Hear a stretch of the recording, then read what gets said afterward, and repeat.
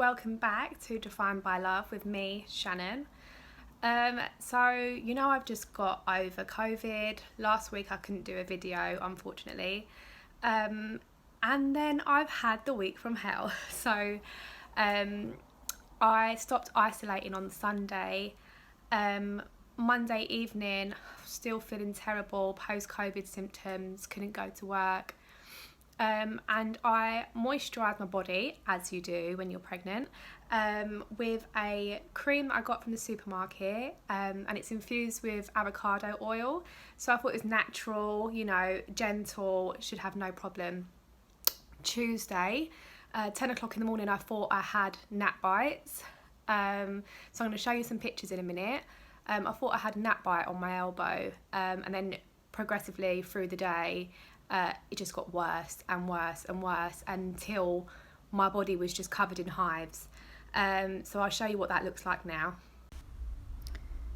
So this is how it started off, and it got a little bit worse, and this is not the end of it. I will show you another video in a little while.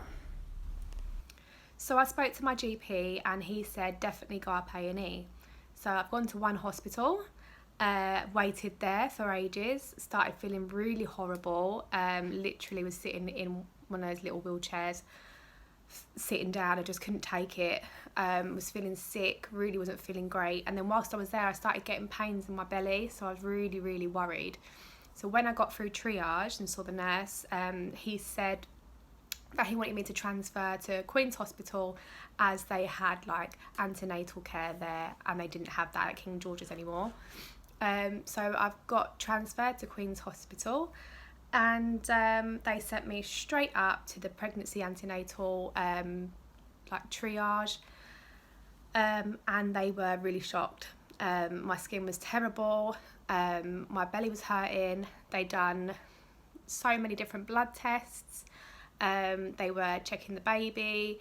They also done a speculum, where they put the speculum inside and make sure that your cervix is closed. They did a little swab to make sure baby was okay. And then they decided to admit me. So I was admitted to hospital for 2 nights, which I just didn't expect. I didn't have anything with me. I didn't have no spare clothes, no nothing, because I just expected to go A&E, get my skin sorted, come home.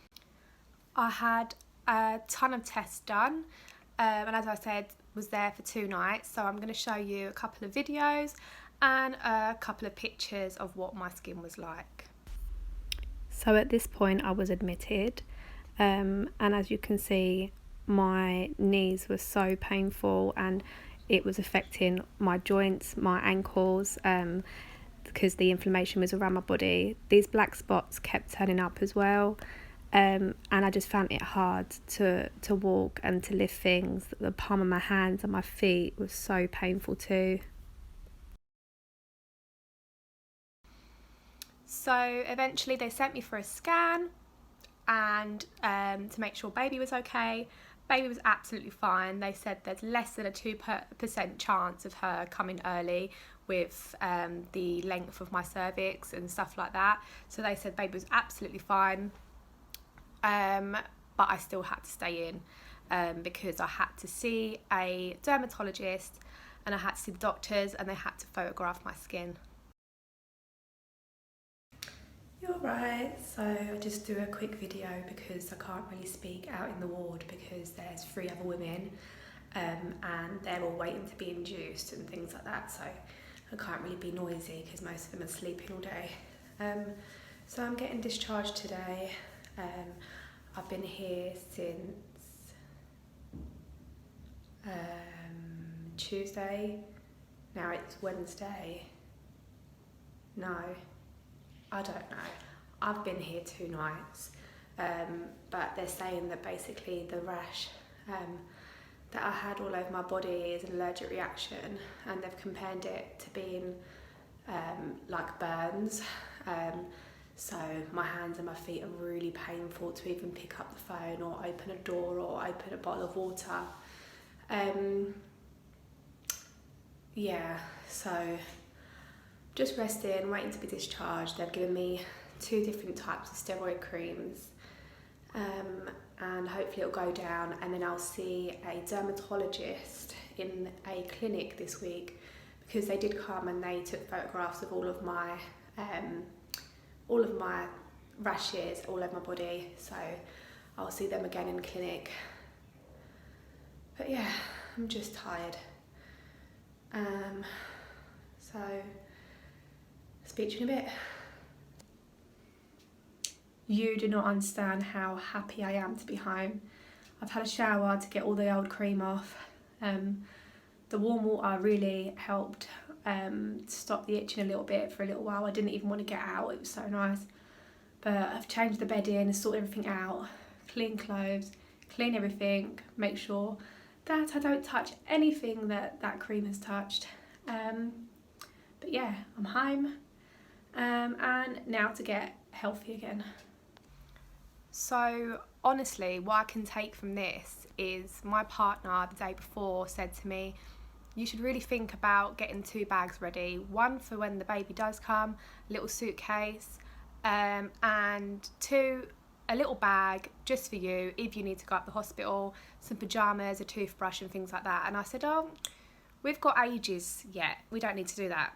Next day I was admitted to hospital, so I've taken away from this to make a little bag, put some pyjamas, some deodorant, toothbrush in there, maybe a word search, I don't know, anything that you could do, a colouring book, because there was no signal, absolutely no signal. I had to keep going outside the hospital to even take a phone call or send a picture message.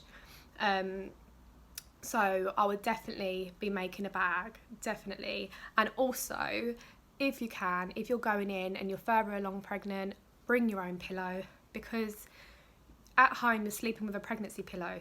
At the hospital they give you one very small pillow to sleep with, and I asked for another one. They said no, we don't have any spare. So what I did was I asked for a towel and a blanket, and I rolled them up into a little pillow size, and put it between my knees to try and sleep, and it was so uncomfortable. So I definitely say put a little pillow in there or something like that. So yeah, I will definitely be making an emergency bag. So for the past 3 weeks we've not been able to buy anything or go anywhere, because obviously I had 10 days isolation with COVID, was out that day, and then the next day I was admitted to hospital, so we haven't been shopping.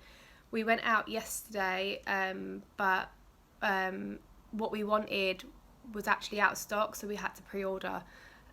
But we got a couple of bits from some friends and family, so I'll show you those. It's not much, but it's definitely things that we've needed. So we got this in the post.